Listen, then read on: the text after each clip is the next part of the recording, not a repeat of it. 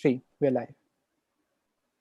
Hello, everyone. It is a very great pleasure and honor for us to have you all here today with us on this wonderful Sunday afternoon for the third semifinals of EWC India 2020.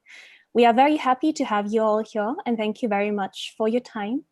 And let us take a few moments to actually show you what EWC is. So let's see a very short video.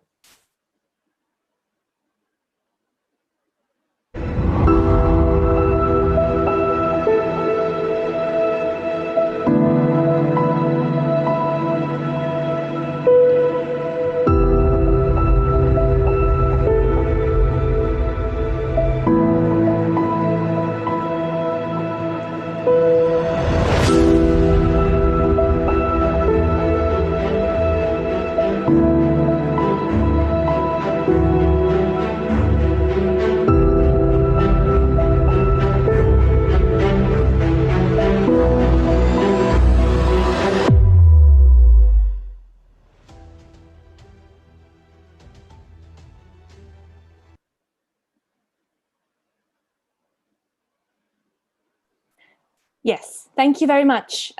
So again, welcome all, and we are very, very excited to be starting our event.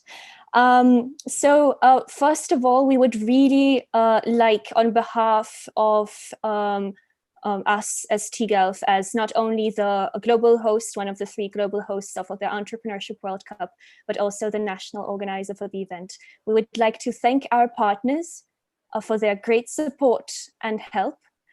And for their wonderful expertise and for helping to make this all happen. But let us further proceed to discussing the EWC journey.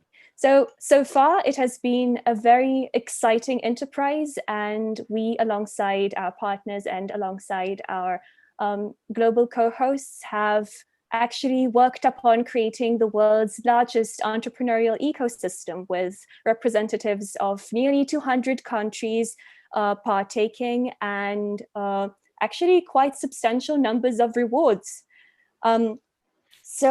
We also would like to talk a bit more about the 3 global hosts that are organizing the event. So it is first the Miss Global Forum. It is us as the Global Education and Leadership Foundation, who, as I said, are not only the global hosts, but also the national organizer for India. And we are very happy to have this honor. And it is also the Global Entrepreneurship Network. So we would like to thank our co-organizers for the wonderful support. So over the journey of EWC, we have been having actually a lot of, success stories happening, and we have had 3 global grand prizes, and then prizes for winners, and we have been having 100 global finalists. And we actually last year had a very extensive and a very respected panel of jury members. So some of them could be, some of them are featured on this slide. These were different experts from different fields, from the Shark Tank Kevin O'Leary to the Tesla JB Strobel, and other estimated people from the entrepreneurial ecosystem. And last year's winner actually not only got different access to perks and further networking, but also received $500,000 as a reward. So we, as a global host, as a national organizer, are extremely happy to be continuing this journey this year, although it is all virtual. And we would like to take a few moments to speak a tiny bit more about what the Global Education and Leadership Foundation is. And for that, I would request Amir Shah to join me on stage today. Thank you. Thank you, Katya. Good afternoon, everyone. Happy to see you safe and well. On behalf of the Global Education and Leadership Foundation, we are excited and honored to have all of you here today for the Entrepreneurship World Cup semi-finals in India. We at TGELF are very much committed to the values of ethical innovation and progress, and as an organization have always felt a particular bias for entrepreneurial initiatives. This has resulted in our foundation going beyond work in traditional realms of social welfare and education.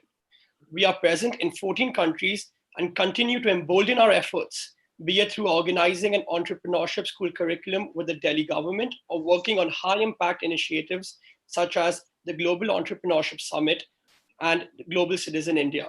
So far, our journey with EWC has proved to make the project a success at scale, with more than 100,000 applications received last year from 187 countries. And we are already achieving even higher numbers this year virtually, despite the turbulence of the pandemic. Once again, we would like to thank the startups and judges for joining us today and would like to wish all the participants best of luck.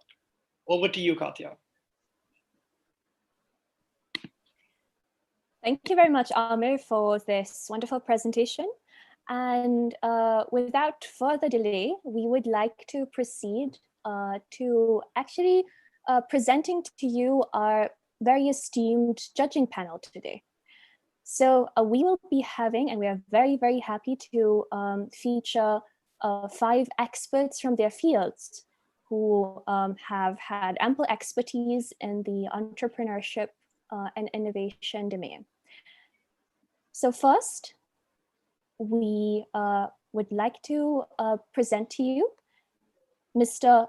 Binesh Ravindran, who is the project lead at Here Technologies and is a very experienced program manager with a demonstrated history in working in different domains from research and development to project launching and product management as well.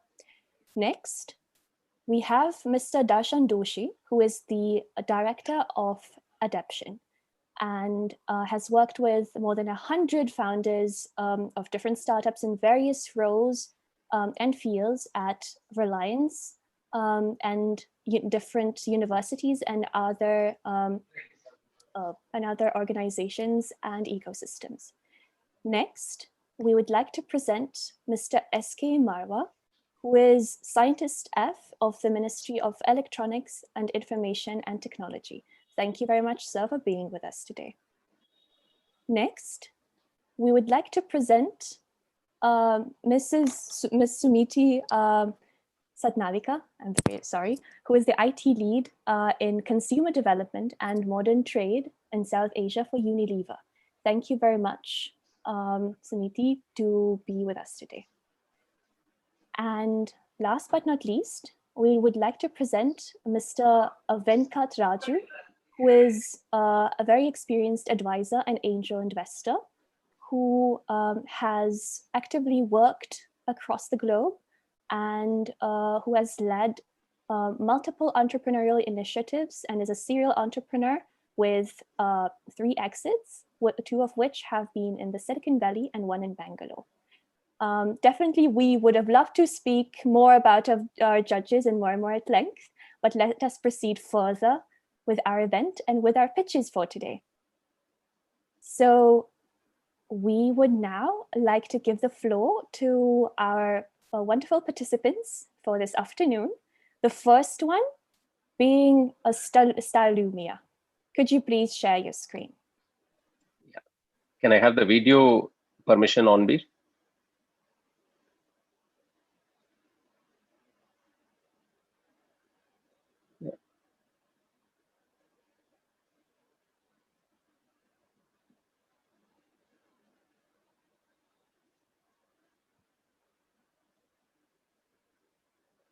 Hi, everyone. Thanks for this wonderful opportunity. My name is Ganesh Subramanian. I'm founder and CEO of Stylumia. We are here to create a movement of bringing order to the world of fashion by eliminating guesswork. The problem we are trying to solve is fundamental to a $3 trillion plus industry where 2/3 of the products made do not sell or sell at a huge discount. This is just not an economic problem. This is also a huge sustainability problem, with fashion contributing to the second most carbon footprint in the world, just next to oil. This is in spite of all the solutions available today, hence a new company and a new technology had to be created, and hence Stylumia was formed in 2016, where we take a holistic approach of trend validation prediction, and generation, all holistically using data at internet scale, completely driven by consumer, not by intuition or subjective expertise. And that's how this industry has been running for many decades. That led to a series of solutions of solving fundamental questions of what, how much, and generate, with prediction being the fundamental capability. We have global presence with partnerships with leading consulting organizations and leading technology service providers globally. We are not a nice to use solution. We have demonstrated with our clients improvement in inventory reduction, growth in revenue and profit between 30 to 50%. Quickly telling you the world's first demand sensing engine, which operates with data at internet scale, ranking all products in fashion globally from a consumer perspective, like Google ranks pages. In few clicks, our users, which are brands and retailers, can get winning product ideas across the globe relevant to their context. This is across data sources, including fashion shows and social media. We have one of its kind demand prediction engine of an unseen new product in fashion, which is unheard of. And we have demonstrated accuracy lift in prediction anywhere between 10 to 40%. We use over 100,000 parameters into these models. Not only that, we can generate winning design ideas using our generative adversarial networks, where you can create close ideas, or you can create n number of ideas with just 3 inputs images, or you can curate the ideas using combination of multiple inspirations. We have global clients from Fortune 100 across categories, and we started with fashion. As you can see, our scope is beyond fashion. You can see the hockey stick happening. Just pre and post COVID, we have doubled our business, and we see a phenomenal opportunities ahead. And we've just recruited our US head of business. We have a complementary sales team along with data science and customer retention. We have recognitions from United Nations, Amazon AI Award, and many more. I'll just leave it there for questions now. Thank you very much for the opportunity. Thank you very much, Ganesh. This has been perfect timing. Now, judges, do you have any questions? One question from my side, Ganesh. It was an excellent. Sorry, go ahead. Am I audible? Yeah, I can hear you. So at a very high level, how are we forecasting the kind of winning products? What kind of algorithm are we talking about? Yeah, what we do is we collect data across all the e-commerce portals and social media, and collect demand signals for every single product at internet scale across various geographies, various products, retailers. And we have a neural network which is built out, which demand senses basically assigns a rank of demand to every single product related to other products. Therefore, bi-weekly basis, every product globally is ranked. So if you really want to understand Zara's winning products, it's just few seconds in anywhere in the world. And our accuracy, for example, Amazon tested our ranking algorithm, and we got an accuracy of over 80% in getting their own demand right without knowing any demand signal of that retailer. And they've been a client for now 3 years. And just a follow-up question for that, what kind of learning opportunity was actually witnessed during the current pandemic situation? Yeah, see, the pandemic situation presents a huge opportunity in terms of, one, it has increased the sensitivity of retailers to embrace digital ways of sensing consumer requirement. Second, the people cannot travel today. How do you do research? And which is how this industry was doing research. Now, therefore, people are adopting to solutions like Stylumia, where sitting in my place, how do I see constant change in demand across my consumers? For example, lots of change in demand has happened. Top wear is selling well, bottom wear is not selling well. And all of this is at a very high level. You can get into bottom level, any granularity of attribute insights using our engine. So we see, in fact, we have so much of pipeline right now. In fact, we are augmenting people to satisfy these pipeline and converting them into business. Sure. Thank you very much. Hi, Ganesh. Can you talk about the business model, especially on the pricing strategy? Who are you selling to and how do you price it? Yeah, our business model is B2B SaaS, and our persona that we are selling to is brands and retailers across sizes, from medium-sized fashion brands to Fortune 100 fashion brands. And the business model is subscription pricing, license per number of users at this point of time. We see an opportunity of getting into variable pricing in the future, but we haven't done that yet right now. Okay. And specifically, you sell it to the merchandisers? Who exactly is the buyer? Yeah, key two personas that we sell to. One is the creative teams for all our product and research solutions. On the quantitative prediction side, that we sell to the merchandising, planning, and strategy teams, the number-oriented teams. Two key personas. And what kind of margins are you seeing?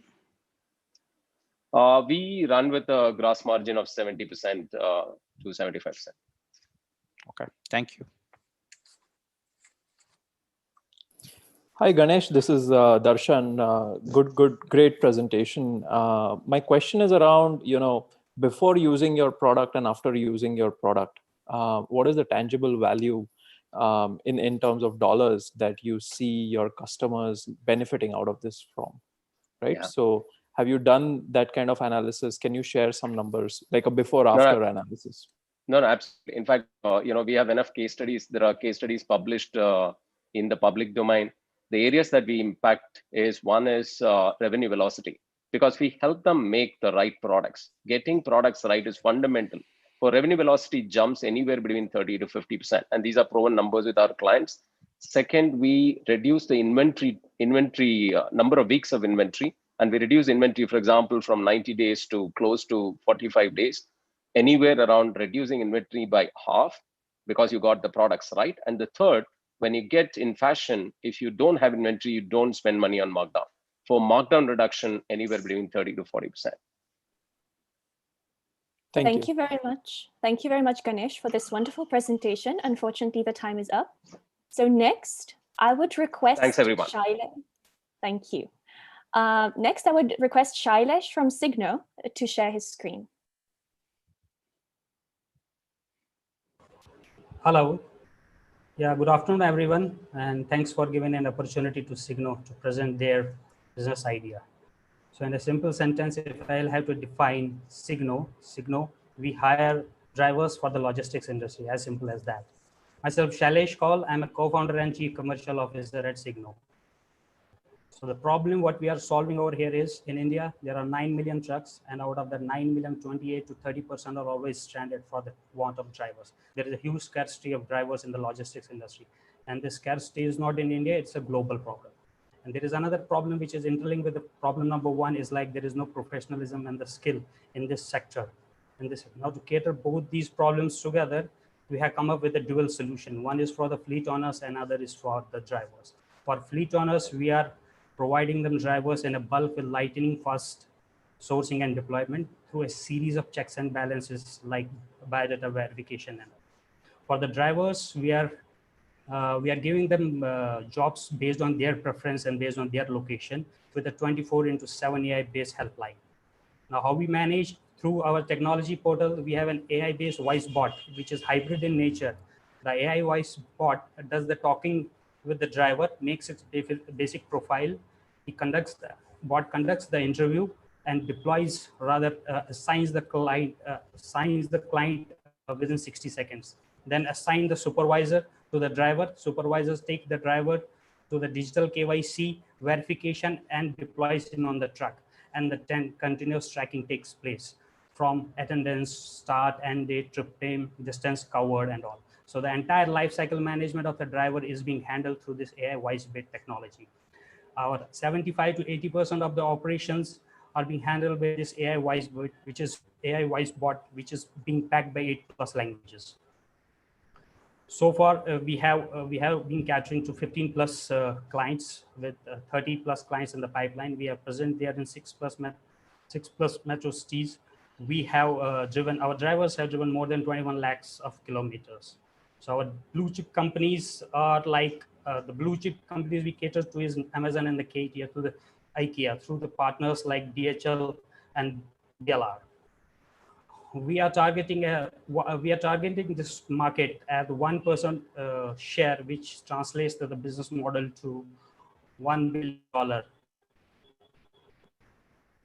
We started the pilot in the month of October, did the pilot till March. Then the COVID happened, and in the midst of COVID, we reinitiated, and we seen the growth of more than 200% month on month, and we have closed more than $700,000 annualized revenue.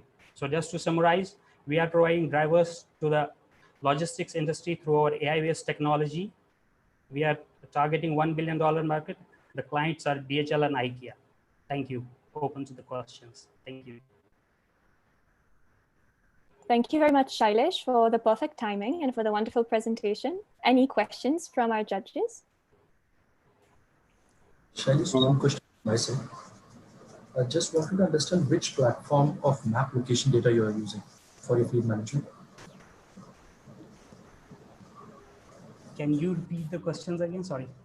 Yeah, no problem. I was just asking which map location platform, like Google or any other companies you're using for your fleet management. So we are not managing the fleet. We are managing the drivers. We have a SIM-based tracking solution. SIM-based tracking solution. We don't need data and the internet for that. We just need the consent from the drivers, and he's being tracked for the attendance, for the start, trip date, for the distance, and we can manage the drivers. Just last question from my side. As I had seen these some slides which were talking about the US market. So what are your views for the autonomous Tesla trucks which Elon Musk is promoting in US? Even though your target market is in India, if you are thinking of scalability, what are your views on that? So right now we are focusing only on the India. Once we are mature enough in the India, we will take it to the global level through the technology only. Help me understand your product better. What is core and non-core? So clearly there's a matching technology, there is a NLP, voice, etc. And then you talked about eKYC. Are you leveraging third-party tools, or they're all like part of your own product footprint? So we have a completely in-house product built team, and I mean our technology is being developed by the IITians, and we have the hybrid tool wherein the entire sourcing through the voice call bot happens. I mean the bot does the talking with the drivers, and drivers, they don't get to know whether they are talking to a virtual person or a so human there is being. vernacular support, I assume? Yes, there is a vernacular support, and it's being backed with 8+ languages, and it can back any language. And then we have in-house technology, which is again the other part of it is like SIM-based tracking. The so KYC, what do you validate?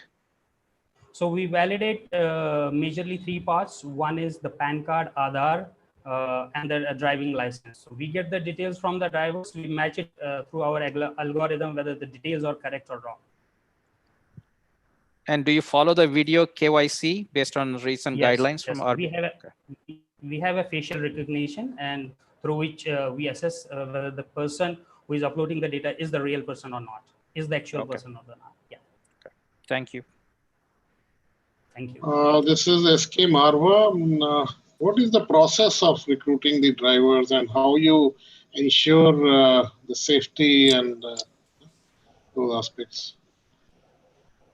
So, like I said, I mean, we have a database. We push it to our engine, and the bot receives the call from the driver, and the bot does the talking with the drivers. And once the basic profile and the interview at first level is done, the bot assigns the supervisor to the driver, and the drivers does the second level of the supervisor does the second level of talking to the driver and tells him about the requirements of the client, and the supervisor does it helps the driver to go through the digital verification. And once that verification and that has been deployed on the truck, then the continuous tracking takes place of a particular driver. So we entire the life cycle, complete life cycle management of the particular driver, right from sourcing till the deployment. How do you check the antecedents of the drivers? Sorry? The antecedents, like they are, there's no issue. Person who is maybe, for example, not involved in accidents in the past, or is a safe driver. So, okay. So like I said, 75 to 80% of the operation has been handled bot only. But yes, we have people in the company who, they take care of the entire training and the verification and checks their past data, and they do the due diligence before actually deploying them on. Okay. Thank you very much. Thanks, Sridhar, for excuse giving me. the time. Yeah. Thank you very much, dear judges, for the interesting questions. Thank you very much for the wonderful pitch as well. Let us proceed further on with Rajan from Efficient Energy. Could you please share your screen, Rajan? Sure.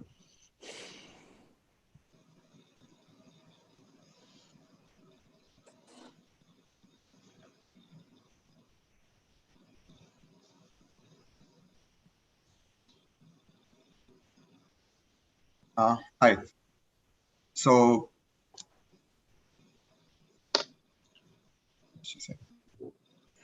okay. Hi.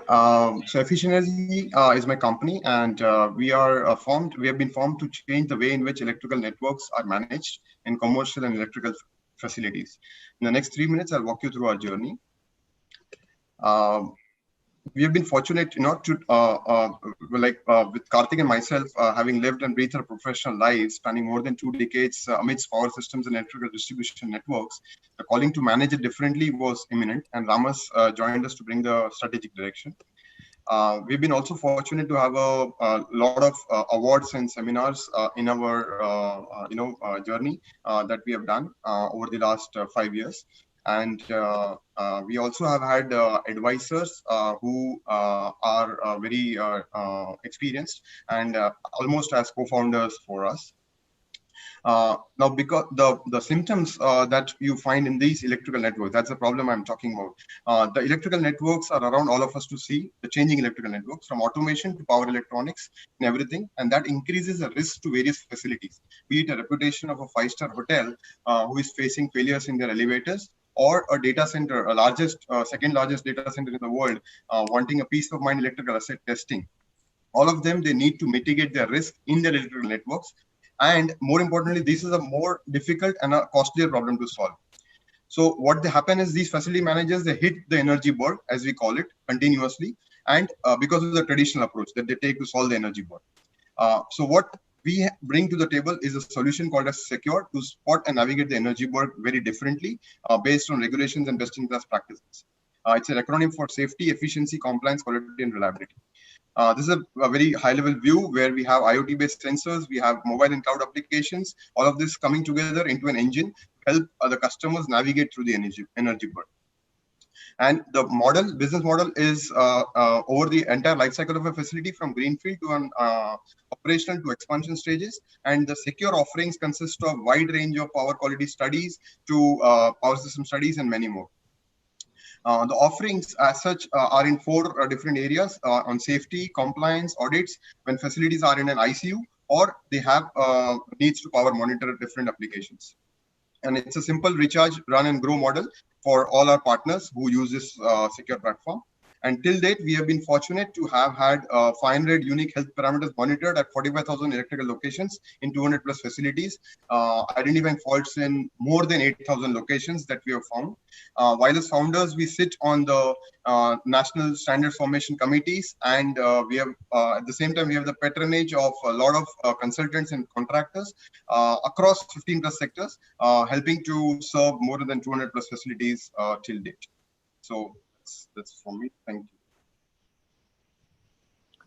you. Thanks, Rajesh. This is Darshan. One question really is, of the various things that you do, what is the number one problem that you're solving for your customers due to which they come to you? It wasn't very clear. What is like the top priority for them? So changing the way they manage their electrical networks. That's our single purpose that we do for our customers, be it a data center, be it a DHL warehouse complex, 150 warehouses across the country, or be it a pharma facility. Changing the way in which they manage the electrical network, helping them mitigate the risks that the electrical network poses to them at different points in their life cycle, be it a commissioning stage, be it a running facility, or be it an expansion stage. Could you explain with an example?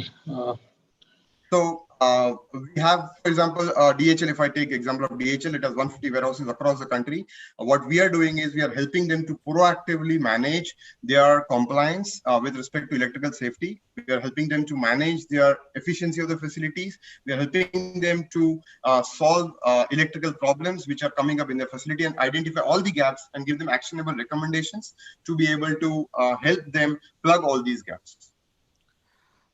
Listening to what you just said, it seems to be a lot of consulting, audit, professional services on top of the product. Can you talk about in your overall solution or from a revenue perspective, what percentage is product license versus how much is services? So for a plain vanilla problem that a DHL, for example, facility has, the product is almost 80 to 90% of the delivery that we do. So the product solves almost 90% of the customer's problems, which is delivered through partners. The partners are channel partners across the country who use the product platform to deliver the services. Only 10% is what is required at the backend as an expert to look at the product, to look at the nuances of that particular facility. So you're saying you're a product company, less of a services solutions company. Yes. And in terms of revenues, yes, we have had in the last year about 1.6 crores. We already have crossed 1.5 crore this year of order bookings. So we've been growing about 50% since the last 3 years. No, I'm curious about the split between license versus services revenues wise. So our product revenues, product delivery service revenues is approximately 70% of my overall revenue turnover. Okay, thank you. Rajan, just a question on a similar line. So while you mentioned that you're most of Suniti, I believe you're not very audible. Would you mind? Sorry. So I understand that most of your revenue comes in from products. These electrical companies themselves are now investing heavily on IoT. You take GE, for example, they heavily invested in Predix, or any other company which is in the space of distribution, electrical distribution. How would you compete against them, or what do you think you would stack against them in terms of the landscape? So for one, we are not a pure play IoT based platform. This is a platform which is combining IoT with analog streams of data because the electrical network is very complex. We are enabling partners to be able to provide us data on the platform, both through IoT based power analyzers and analog streams of data which cannot be digitized. These sensors cannot be deployed on the field. For example, an earthing measurement has to be done physically by a partner on the field. So we empower them with mobile applications. We empower them to feed data on the platform. And in total, we are looking at the electrical network's health. More importantly, a GE or any such company, they work more on the generation of the utility facilities. We are talking about an end user facility, which is very small from a GE's perspective.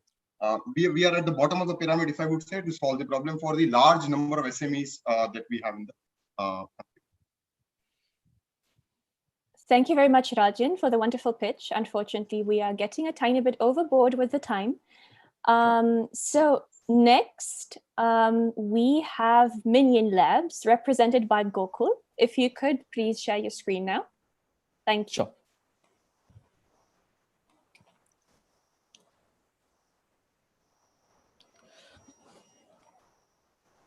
All right. Thank you for this opportunity. I'm Gokul Srinivas, founder and CEO of Minion Labs. Hope you know this hospital, Fortis. They had saved 18 lakhs from their 1.5 crore electricity bill. And this happened in a hospital, a critical care unit, even a small recommendation that would lead to a patient's life inside there. And we have done much more in other sectors like Society Generally, Greenwood High International Schools, Cisco Systems, Accenture, and much more. In any building, in order to save electricity cost, the facility maintenance or the building landlord should have each and every appliance level data, how much each appliance consumes. In both of these ways, either traditional meter or smart meter, a dedicated sensors or a meters has to be installed. What if I can give you a single device, a single point of connect, still able to give you each and every appliance level data? That's what Minion does. Minion will be installed at the main panel where the MCB panel, where if you turn off, the whole building electricity goes off. From there, it can able to detect each and every appliances, tools, devices turning on and off inside the building. It's kind of an IoT device where from after capturing the device, we do more than 5 AI practices, and we are the one and only company which performs 5 AI practices with the energy data, like such as descriptive analytics, energy signature detection, which is machine learning and deep learning, and diagnostics and the benchmarking of those appliances and devices, and predictive analytics and artificial intelligence, which can able to find the problem, the root cause problem of if there is any problems occurred in the appliances, and can able to immediately send a notification to the user just like this. And in this way, a user will get to know what is the action point that he or the facility maintenance has to do in order to save electricity cost. So far, we had installed more than in 252 buildings or enterprises like Fortis, and we had found different solutions or templates for this. And today we had saved 5 million kilowatt hours of electricity, and that is approx 3,712 metric tons of carbon saved and other equivalencies. And to buy this device, or a user can able to rent the model or else in outright sales, thus having a flexible business model for the user. And we are the only team where like we had executed, we have got around 32 international awards, starting from Crown Prince of Dubai, PMO in India, World Economic Forum, etc. And we have 250 client locations and 9 partners, strategic partners, and 32 in team numbers with 13 decades of experience. And my perfect world in 2030 would be like at a 20% year-on-year growth projection, I would be deployed 13 lakhs of minions, and that would able to give me 32 billion kilowatt hours of electricity saved. And if Jeff Bezos gave me 100 million to make the world more sustainable, I would make my 2030 goal like accelerated to 2022. And at actual 2030, I would have deployed 25 million minions, and that would be saving up 350 billion kilowatt hours of electricity. So this is as I'm open for questions. Thank you very much for the wonderful pitch and for being so great on timing. Any questions from our judges panel? Yeah, I do have one question. Can you speak a little bit about the composition of your team and their background a little bit more, please? Sure. So I come from an Amazonian background where I was worked as a security expert in Amazon for Kindle devices. So I'm more of a hardware guy, and also I look into the business part of mostly into the sales. And my co-founder, he has 16 years of industry experience, have worked for KPMG in IT, and he comes with the cloud and the server part of that. And my team is like kind of we split like maybe 19 in technology and another 20 in business side, and 19 where we have a double PhD in both electrical and data science with 15 years of experience background from Intel, Google, data scientists from Google, and also in the marketing side, we have people from Robert Bosch and also Unilever, etc. Can you talk about your competition and how do you compete, either based on IP or any unique selling points? So in this solution, if you actually see, we are totally avoiding the sensors, that is the individual device level sensors, and we could able to get each and every appliance level data. And how are we doing that is through the energy signature detection. For example, if you're turning on a washing machine, how does a washing machine works? Number one, it fills water. Number two, step by step. Third and fourth will be fast. If you convert this in a graph, you get some signature, noise signature. So there are competitors in Europe and US where they are mostly into the residential. If their solutions has been applied to a commercial sector, such as like hospitals, it doesn't detect it's a MRI or CT scanner. But with Minion, we have more than 3,000 different energy signatures in our database, such as like if you tell hospitals, we have MRI, CT scanners. You know, hotels, we have the electric chimneys and boilers, etc. So this is our value proposition, and yeah. Thank you. Google, just a quick question. So most of the companies are now trying to become carbon neutral and trying to save in terms of or optimize their energy consumption. Now, how frequently does that result in the energy signature change in itself, which would require you to change your Minion product that you deploy? And what does that really mean in terms of the output that you kind of detect and say that this is a MRI machine which is running, and the electricity that you can save because of that. So most of the for example, we have my largest client is Cisco Systems, and it's not only their client. We are strategic partners where we have deployed more than 5,000 minions in Europe, in Paris, Prague, and other smart cities as part of the smart city and demand side management. But apart from that, many companies are looking out what are the ways to save electricity. And in most of the cases, any industries I walk in, before Minion, there could be multiple number of pilots which has already been running. And then they also see if there are any other opportunity I can able to save. And there also we go in and we could able to save. And in terms of energy savings, we mostly look into the appliances. And appliances, if you look at, it degrades over a period of time. So even though you apply some certain energy recommendation, after maybe 6 months or 8 months, again, that appliance is going to do some energy guzzling activities or anything degradation. So hence there's a need for such Minion to able to save or find the root cause problems. And this energy signature, which we are talking about, it's nothing but a voltage and the current energy signatures. Like I said, the washing machine example. And how easy to tap these energy signatures, like the user is supposed to turn on and off that particular appliance multiple times, and thus our machine learning algorithm can able to detect it. If there is any change in the in that energy signature itself, then the machine learning algorithm can able to detect. The device which we are deploying is nothing but a data enabling device, but it captures 4 million data sets per second. So at that rate of 4 million data sets per second, we can easily see how much the deviation the energy signature is getting and what will be happening. Gokul, very sorry to be interrupting you. Unfortunately, the time is up. Thank you very much for the pitch, and thank you very much for the interesting questions from the jury. Next, we will have Ratun, who will be presenting BEMPU Health. Would you please share your screen? Hi, can you see my screen? Yep. Okay. Hi, I'm Ratho from BEMPU Health. Just briefly about me, I have an engineering background from Stanford, 14 years of healthcare experience with companies like Johnson & Johnson. And I want to tell you, and at BEMPU Health, we develop technologies that help newborns. This is Divya with her second baby, but Divya's first baby was born premature and contracted an infection that was then detected late, and a few hours after detection, her first baby passed away. This is again Divya with her second baby. I'll tell you a different story about her. But Divya's story is not unique. Almost 4 out of every 100 babies born in the world don't make it to their first birthday. And being appalled by this, I spent a year and a half doing field research in high-income, low-income hospitals all around the country, trying to understand how to prevent babies from dying. And using secondary research, I also then focused in on one area, prevention and management of hypothermia. And what I learned was that if we could prevent hypothermia in babies, we could prevent almost half of low-weight deaths in the world. So my team and I then developed this tiny bracelet that is put on the wrist of the baby and monitors the baby's temperature day and night for 1 full month in the hospital and in the home.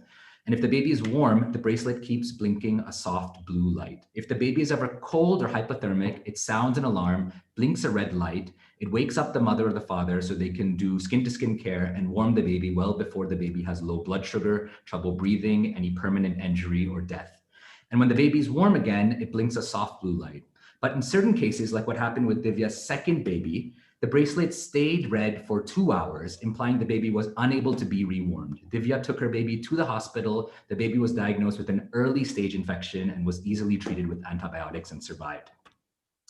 We launched this bracelet first with our first business model was to stock it in private hospitals around India. And we were able to crack some of the top hospitals, especially in metros with NICUs.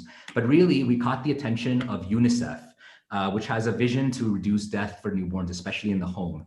And UNICEF has now taken us up in countries like Benin, Zimbabwe, Papua New Guinea, Cameroon, Guinea-Bissau. And UNICEF itself also did a number of independent evaluations. The one we're most excited about came out recently, where they had the US Center for Disease Control give it to an evaluation that came out very positive about the scalability of our solution. But of course, a fifth of the world's babies are born in India. And so we've also now been fortunate to have 9 peer-reviewed publications from top centers in India that show the promise of this intervention. One of these studies was done with Rajasthan and the Wish Foundation, which showed that babies who wore the bracelet versus those who didn't had a 57% better chance of survival. We're fortunate to get approvals from different government departments and 3 of them have started procuring. UNICEF has scaled us in many countries. We were one of Time Magazine's top inventions. Amitabh Bachchan incorporated us in his Swasth Kit, and Bill Gates funded us, which enabled me to bring an all-star team, including a COO who has 23 years of medical commercial experience. And we've also launched multiple complementary products. Well, to date, we've saved 33,000 newborns. We've helped 33,000 newborns around the world, but that's only a fraction of the potential we have to save over 1 million babies per year and have them all get to their first birthday, just like Divya's second baby did. Thank you. Thank you very much for the inspiring pitch. Judges, any questions? What is the hardware that goes into the bracelet? Some details. Yeah, so it's we have thermal sensors that stick on the skin, and we use medical grade silicon rubber, and then the thermal sensors have a unique algorithm that we've developed that accurately can detect hypothermia at the wrist, as opposed to using some of the other sites. What are the vitals you capture, and is this a B2C offering, or you have plans for a B2B2C? So we monitor temperature. And we focused in on hypothermia, and temperature can be related to not only hypothermia, but infection. So, and then our primary sales have been to UNICEF. So we sell to child health directors at these large public health organizations. We also sell to directors of child health in government. But our regular revenue comes from stocking in private hospitals like Cloud9, where we'll be in the pharmacy and we'll advocate for the doctor to prescribe this to their babies. Okay. What about the competition? Do you have competition from other companies? So there's no one that's developing a bracelet that monitors the newborn at home for 30 days and can help prevent death from hypothermia. Probably our biggest competitions are different standards of care. So, one way that global health organizations, they're really trying to educate parents on keeping their baby warm, or they might be, sometimes you can feel the hands of the baby to see if the baby's cold or hypothermic. But they've been shown to be missing a lot of babies that are cold, and practically a lot of newborns are dying. So that's why we got a lot of excitement that we're using technology to solve this innovation. In a view on NemoCare, they capture a lot more vitals and dealing with preemies. We love NemoCare. I know those guys. I think they're doing great work. So their innovation is really for the facility. And making it much easier for nurses. Our device is, and they, for example, they may show 36.3 degrees Celsius, which I think one of the mothers who are in our target group don't know what Celsius is, don't know if 36.3 is good. We blink a red and blue light. We're for the home use, and our device lasts for 30 days, so there's no need to recharge. So I think it's really about facility-based care, which is what they're doing, and home-based care, which is what we're doing. Okay, thank you. Just last question from my side. Any approvals for the electromagnetic wave kind of radiation which happens from the sensors? Yeah, so we're EMI cleared. We actually have a CE certification on this. So I'm sorry, I don't exactly remember the standards that we tested to, but we did do the magnetic and the electronic testing to get the CE mark. Sure, thank you. One last question for you. Looks like for this product, you're well on your way to achieve good scale, right? Are you looking at any other products to come up with any other products, or what are some of the challenges that you face with this product going forward? Yes, I think, our cost of customer acquisition for a single product company is quite high, which is why we had to go to large procurers like UNICEF and the government. I don't know if you can see my screen here, but we've actually launched a complementary tool for skin to skin care. This is a system that detects when very premature babies have stopped breathing. And then what's innovative about it is it automatically tickles the foot to restart breathing well before the baby has brain damage or well before a nurse can get to the baby. And during COVID, we've launched one of the most comfortable masks that your kid will wear while playing and will not take off. So that really gives our cost per customer or revenue per customer to go up. And that's our vision, really, to take over a large portion of this baby tech space with innovation. Thank you very much, Ratul. Actually, we have one question from the audience, interestingly enough. So if you could just briefly answer what your revenue model is. Thank you. Yeah, so we essentially sell each product at a 50 to 70% margin. And then we sell them, again, we have 3 channels. We sell them to doctors who prescribe them or pharmacies. We sell them to government officials who then incorporate them in their programs, like the National Health Mission. Then we sell them to large public health organizations like UNICEF. And then maybe the 4th is we also sell through commercial distributors who take us to other rest of the world. So we make a 60 to 70% margin. So we have a fat margin that we keep there, but it's still an incredible value for the end customer because it saves lives in ways that they cannot do in a more cost-effective manner. Right. Thank you so much again for the pitch, and thank you very much to the jury panel for the questions. So next, we will have Divyansh from Eden Smart Homes. Would you mind sharing your screen?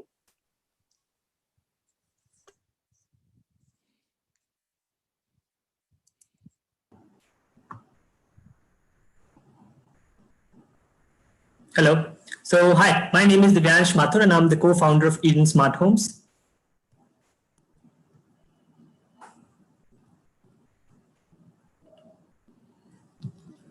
I think there is a technical glitch.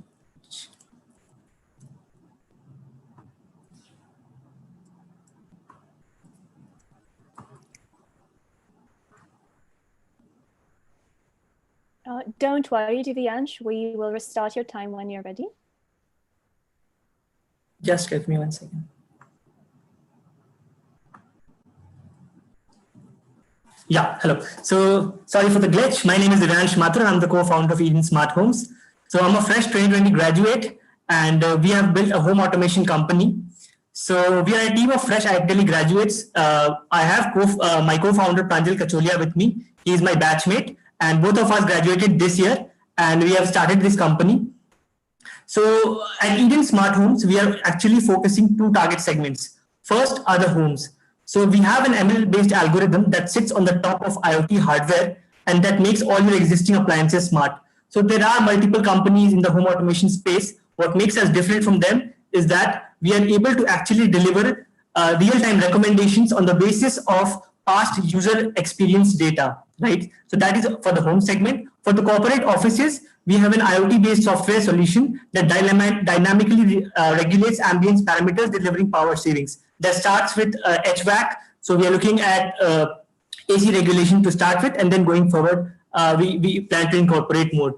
So this Eden application that we have, this is the only mobile application that you'll ever need to operate your home appliances, right? So just to give you a typical use case. So let's say if you wake up at 7 in the morning, your geyser automatically turns on and then it turns off at 7:15 a.m., right? And going forward, with the help of user data, it automatically learns itself what would be an optimum temperature for your geyser and what other parameters that needs to be fed in to the algorithm, and then it will be giving you more personalized recommendations thereon. So now coming to the use cases for the office segment, we recently did a pilot in a corporate office in Noida that we were able to deliver around 30,000 rupees of cost savings per month using our solution. So this was a 25% electricity savings that was attained with the help of our algorithm that sits on the top of the hardware.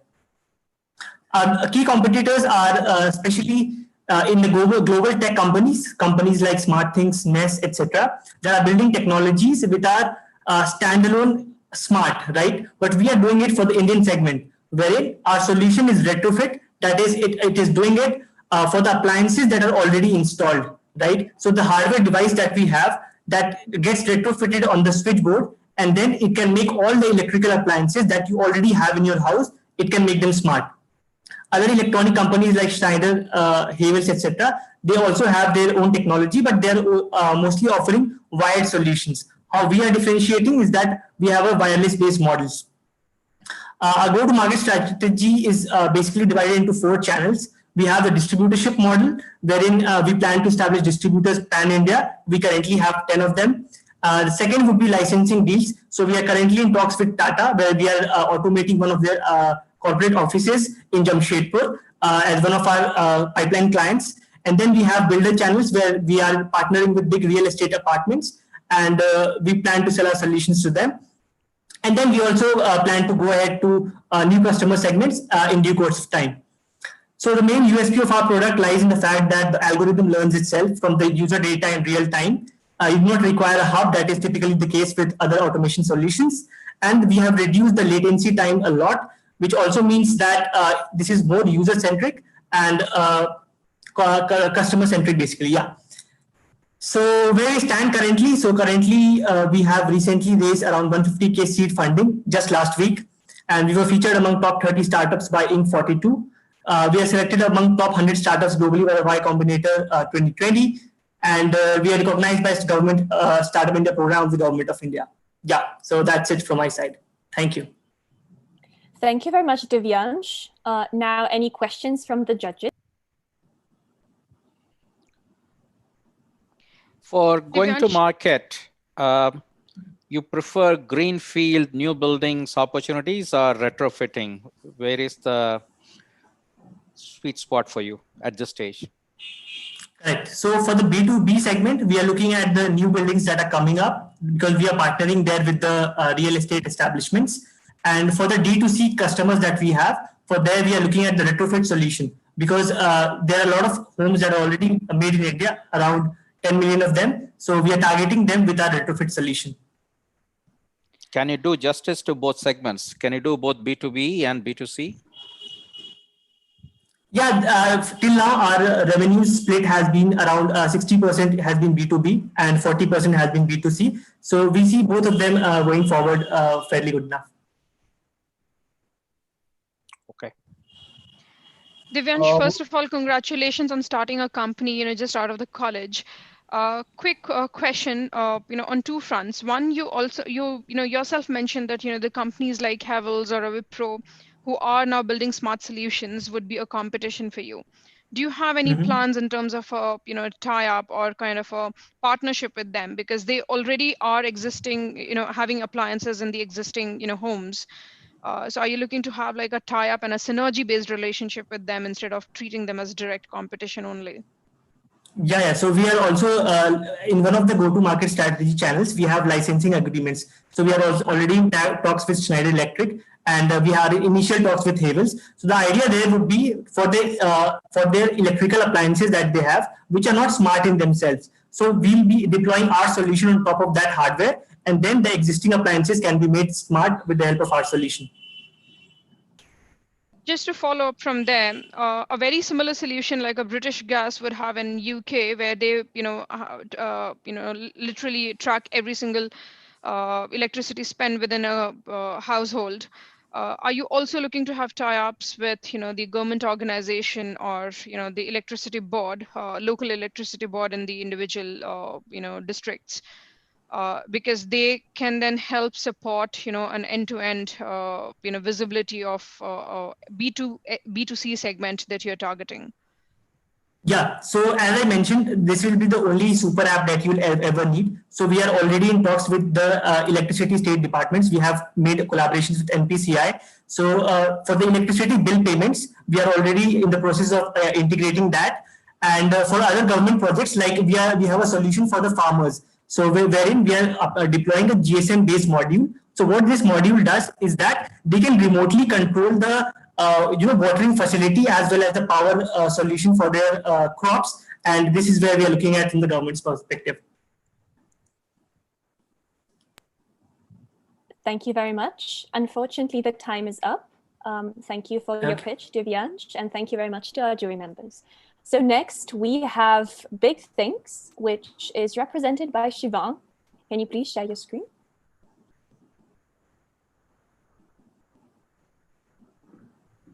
Hi, I'm Shivang. I hope you're hearing me and seeing my screen. I'm one of the co-founders of Big Things. Big Things is an artificial intelligence company focused on the fashion and retail industry. I've been a serial entrepreneur for the past 14 years with 4 successful previous exits.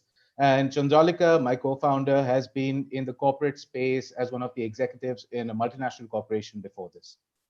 Now, the big problem that we're targeting is then when you're shopping online or even in store these days, it's difficult to tell what size is going to fit you in clothing. That's because different brands all manufacture in different specifications. And this becomes a big problem for consumers because they end up buying multiple products and then returning a lot of them. And this reason this exists is because the substitutes that are available today are size charts and recommendation engines, which really don't function very well. And from an impact perspective, consumers know before buying that they're going to return clothing. Companies, it just in the US alone, lost $309 billion last year because of returns.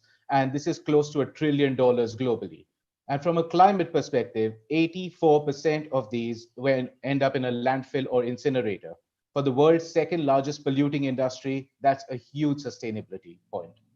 For our product suite includes 3D body scanning just with smartphones. So you take one frontal picture, one side picture, and instantly, in less than a second, it derives 44 precise body measurements with more than 98% accuracy in the measures. Now, this is used for made to measure clothing, means you can send it to a designer and have custom clothing made for you. But more importantly, for e-commerce, you can find your size in any brand, anywhere in the world, in any product, and you will know exactly how it's going to fit you with data points provided. This tackles 60% of all returns. Our virtual avatars actually use a selfie of your face to create a virtual you that has your looks and body measurements. Our AI creates virtual clothing from pictures from 2D into 3D automatically, reducing the cost by over 90%.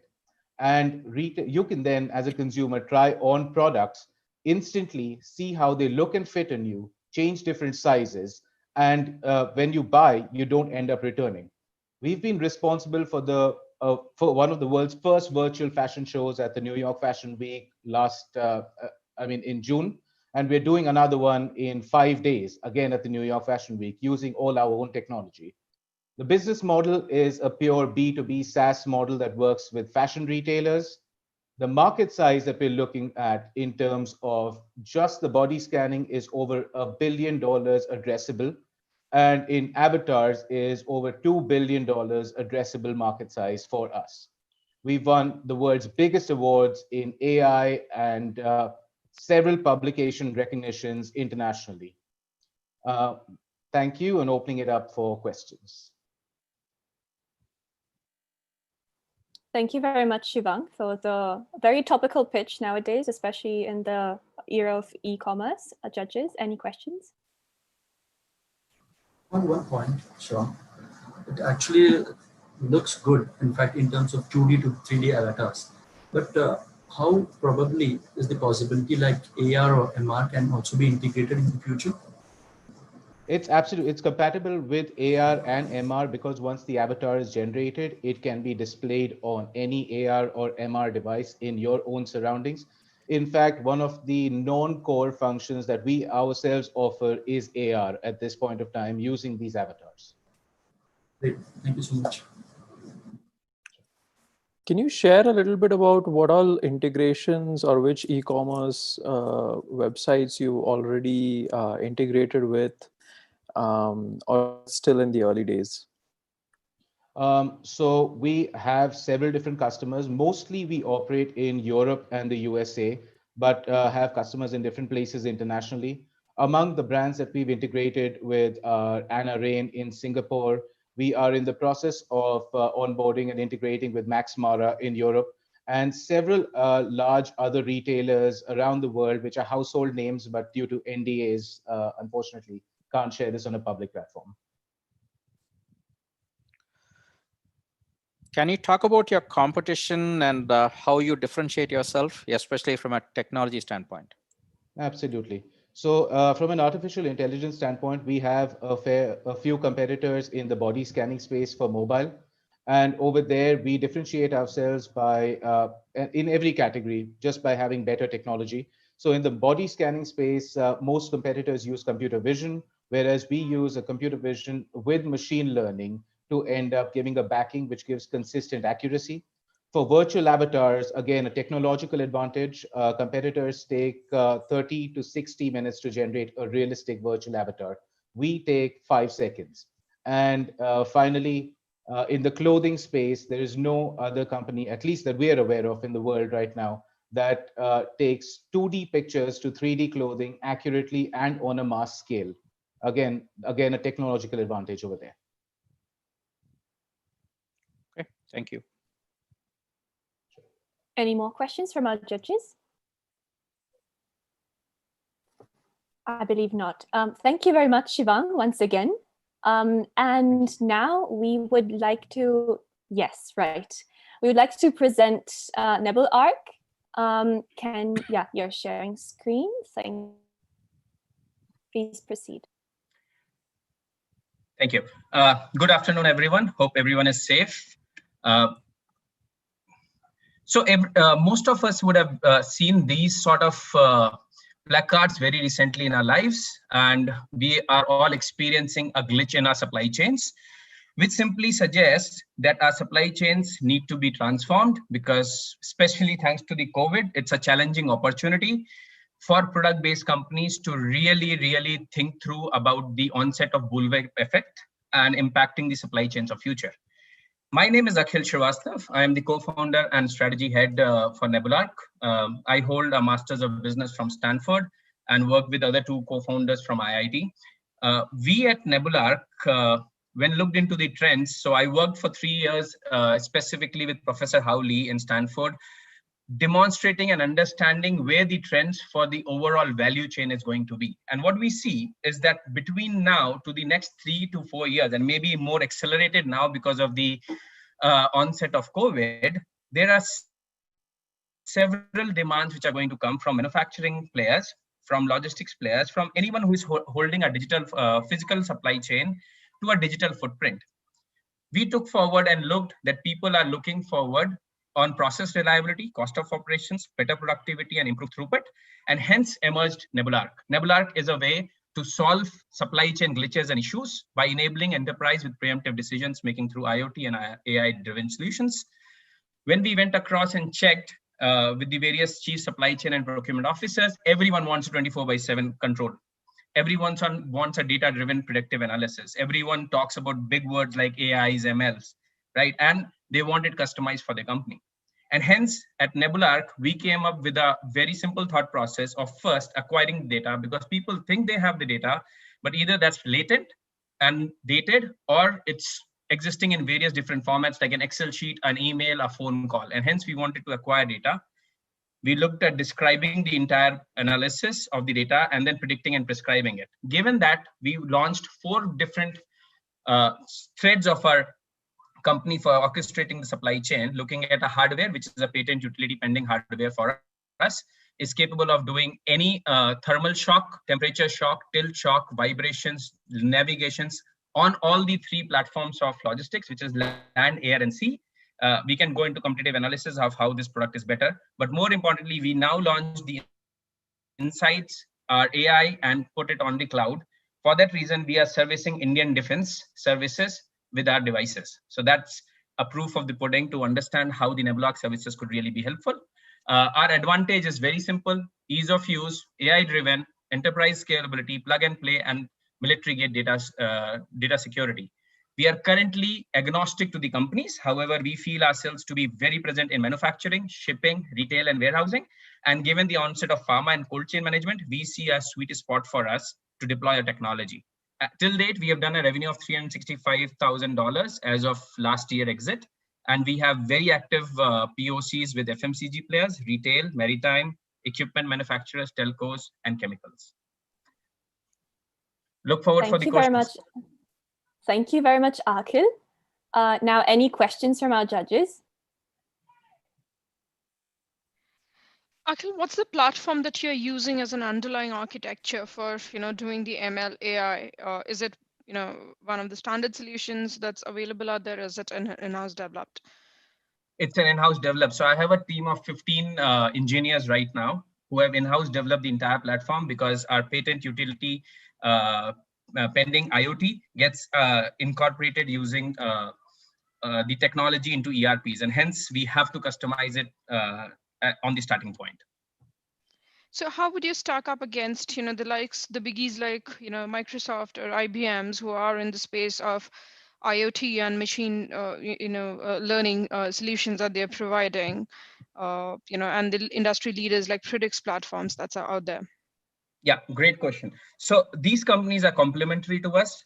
We could be really helping them deploy these solutions in India, because of course their cost of deploying across is very high, and we are targeting MSMEs. We are targeting of all the small players who cannot afford the big ticket items like the four technology companies, and hence we look forward to be on the onset of a B2B, helping deploy these solutions to the companies.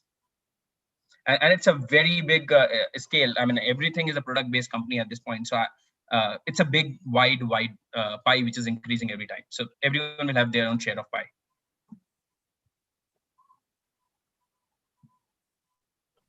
Wonderful. Any other questions?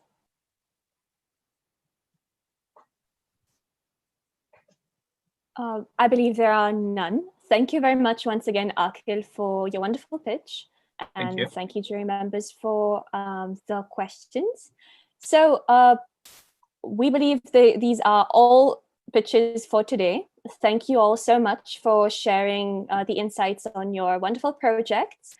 And now we would ask our jury members to proceed to the breakout room for further deliberation on the result of today's event. Meanwhile, we would really request all the participants to stay with us here on the line until we announce the winner for today's event. And we are very, very excited to say and to announce that the winner of today's event will receive $100,000 in perks and the chance to compete at the national finals in India. So we would now ask our judges to proceed to the deliberation room, and we would ask our startups to keep patience and stay with us. Thank you.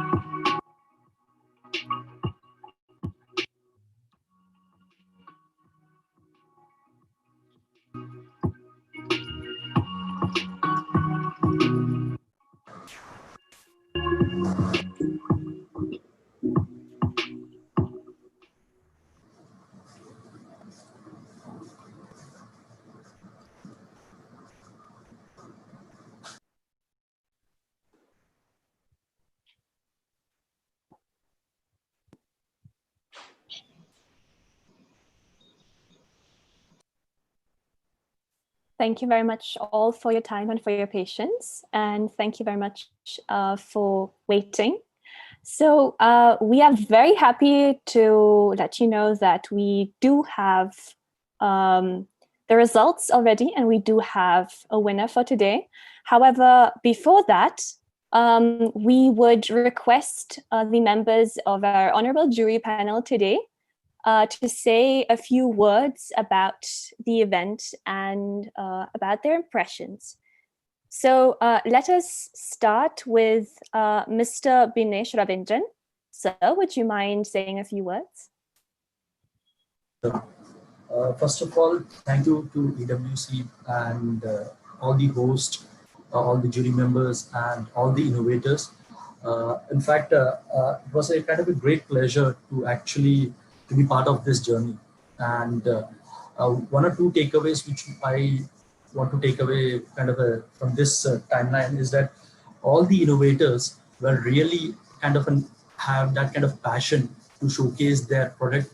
And we all understand that within this 3 minute of pitch, the whole product has to be showcased to someone who is kind of a layman or someone who's not aware of the kind of technology or who is not aware of the product. And I really appreciate that, and best of luck to each one of you guys for your future steps. Thank you. Thank you very much, sir. And now, Mr. Darshan Doshi, would you mind sharing your impressions of today? Sure. Great job, everyone. The quality of the startups were awesome. All of you, the team composition, your product, your traction. Many of you have already achieved product market fit and moving into scale up stage, I would say so. We have a team from IIT Delhi who recently graduated, and they're doing something incredible as well. So overall, fantastic event. Thanks a lot for having me here. Thoroughly enjoyed everyone's pitch. Really liked your ability to communicate everything within 3 minutes, right? And also answering the questions in a very pointed manner.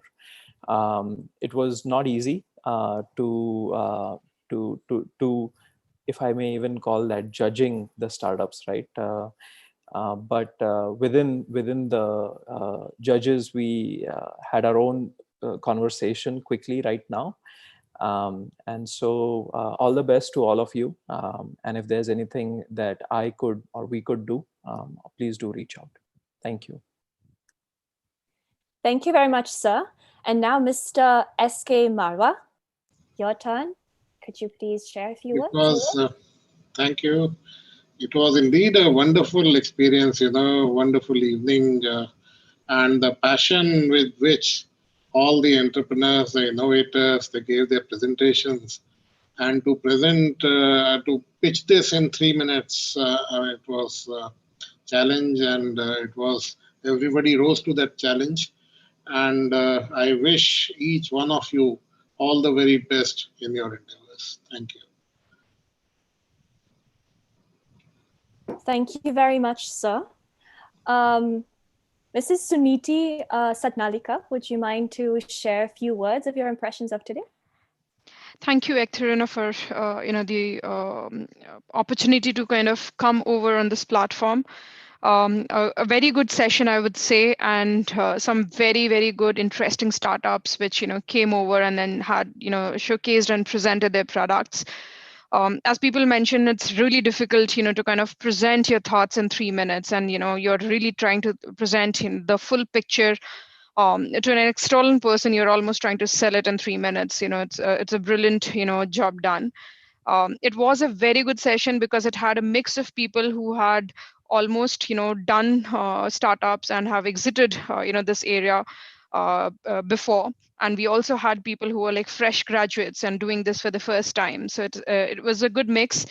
The passion came out across in all the presentations, and all the very best. Looking forward to have like unicorns from these lists in future. Thank you very much for the inspiring words. And last but not least, Mr. Venkat Raju, could you please share your impressions? Sure. I second the thoughts expressed already. Really enjoyed the session. I've been part of several jury panels, and sometimes it's been, it could get contentions in terms of picking the top 3 or the top winner, if you will. The good news here was at least the top 3, there was really good consensus. Maybe there was slightly difference of opinion on 2 versus 3, but the winner, which I'm going to be announcing on behalf of all the judges, was pretty much a unanimous selection. So without much ado, the winner is Minion Labs. Thank you so much, sir, for the presentation already. Let's just have the slide. Yes, and it is Minion Labs. We congratulate you on behalf of the team, on behalf of everyone.